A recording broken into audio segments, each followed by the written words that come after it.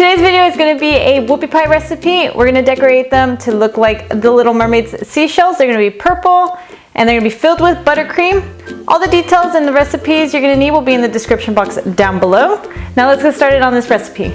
We're going to start by getting our butter and adding our powdered sugar to this. Mix this well. And then we're going to crack 1 egg and add our vanilla extract and mix this well. You're going to want to beat this for a couple minutes just until it incorporates well and gets smooth.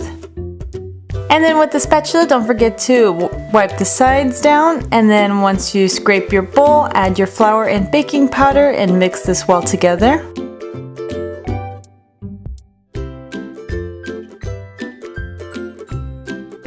And then what I did is added some food coloring to the milk. I added pink and blue to create a purple. Added that into the mixture and combined this well. You can do this beforehand or you can add it after you combine all your ingredients. And then I scraped the bowl again one more time. And then put this aside. Then I got a piping bag with a circle tip and added my batter to this. All the information will be in the description box. And once that is in the piping bag, I got an outline of the shells that I was going to do. You can find this on my Facebook page. I always put my templates on there. And then I started piping out the lines. I started with a little more pressure on top and then just pulled back to have a thinner streak after that. Added the bottom part to this. And then just repeated this with all the other shells. You want to have equal parts because you will sandwich it together, so you need a top and bottom. And just keep doing this with all your shells. Once you're done, give it a couple taps to get some of those air bubbles out. And since it's a thick batter, it won't lose its shape.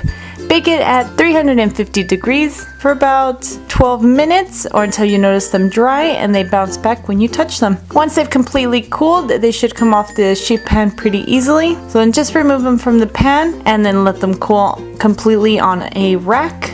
And then here are these shells. I partnered them up and then I got my buttercream. The recipe is in the description box for this, and I got a star tip. And here's a couple options. You can just dollop a little bit on the bottom and stick it together and then add a pearl to it or a decoration, or you can completely fill it up to the edge